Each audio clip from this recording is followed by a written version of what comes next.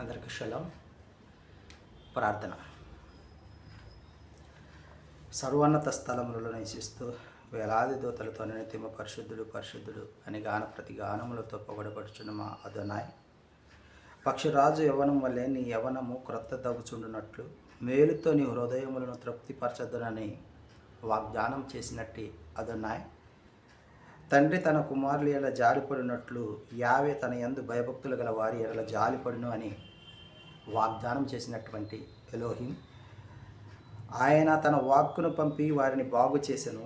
ఆయన వారు పడిన గుంటల్లో నుండి వారిని విడిపించెను అని తెలియజేసిన తండ్రి, యావే నేల నుండి దరిద్రులను లేవనెత్తువాడు, పెంట కుప్ప మీద నుండి బేదలను పైకెత్తువాడు అని వాగ్దానం చేసిన అదోనాయ్, ఆయన సంతులేని దానిని యావే సంతులేని దానిని ఇల్లాలిగాను కుమారుల సంతోషము గల తల్లిగాను చేయును అని వాగ్దానం చేసినటువంటి అదోనాయ్, మనుషులను నమ్ముకుంటే కంటే యావేను ఆశ్రయించుట మేలు, రాజును నమ్ముకుంటే కంటే యావేను ఆశ్రయించుట మేలు అని వాగ్దానం చేసిన తండ్రి, మీ ఘనమైన నామమునకు స్తుతులు స్తోత్రాలు చెల్లించుకుంటున్నాం.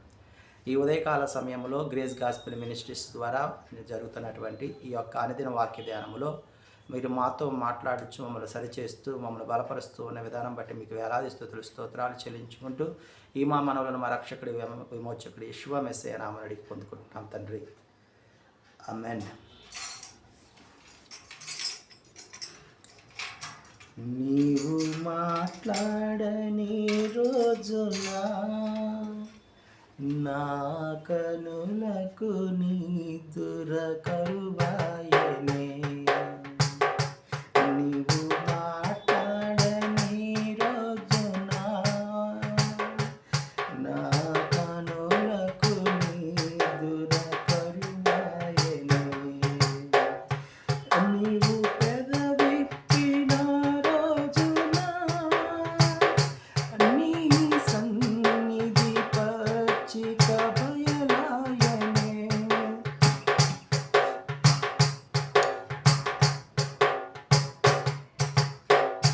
నీవు పెదవిప్పిన రోజున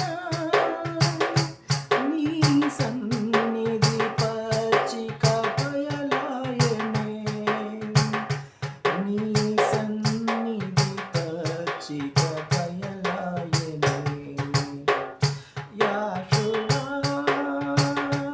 నా హృదయ స్పందన నీవే కదా, యాషువా నా హృదయ స్పందన నీవే కదా, నిత్యమంత నీ నామము గణనీయము, విశ్వమంత నీ నామము గణనీయము. యాషువా నా హృదయ స్పందన నీవే కదా. రెండవ రాజుల గ్రంథము 7వ అధ్యాయము 10వ వచనము నుంచి మనం ధ్యానిస్తున్నాం. ఈ 10వ వచనంలో 7వ నెల 23వ దినమున 7 దినముల పండగ అయిపోయిన తర్వాత ప్రతి ఒక్కరిని జనులందరినీ కూడా యావే గుడారము విడిచి వారి స్వగృహాలకు వెళ్ళటానికి సొలొమోను అనుమతి ఇచ్చినట్లుగా వారిని పంపివేసినట్లుగా చూస్తూ ఉన్నాం. ఆ పంపివేసిన రాత్రి 23 రాత్రి యావే యందు యావే కలలో కనపడి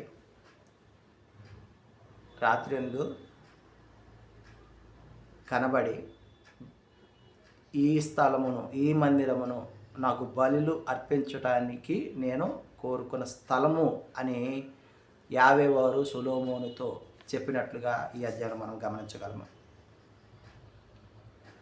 అయితే వాన కురియకుండా ఉన్నప్పుడు ఆకాశం మూసివేసినప్పుడే కానీ పంటను నాశనం చేయడానికి మిడతలు వచ్చినప్పుడే కానీ జనులు తమ్మును తాము తగ్గించుకొని ఈ మందిరము తట్టు తిరిగి చేతులెత్తి ప్రార్థన చేసి నన్ను వెదికిన ఎడల మరియు వారి యొక్క చెడుతనమును విడిచిపెట్టి వారు నాకు ప్రార్థన చేస్తే వారి ప్రార్థన నేను విని వారి పాపములను క్షమించి వారి దేశమును స్వస్థపరుస్తాను అని అంటున్నాడు. వారి ప్రార్థన మీద నా కనుదృష్టి ఉంచి నా చెవులతో నేను వారి ప్రార్థనను ఆలకిస్తానని ఈ అధ్యాయంలో యావే వారు సొలొమోనుకు తెలియజేస్తున్నటువంటి సందర్భాన్ని మనం చూస్తూ ఉన్నాం. ఆమేన్.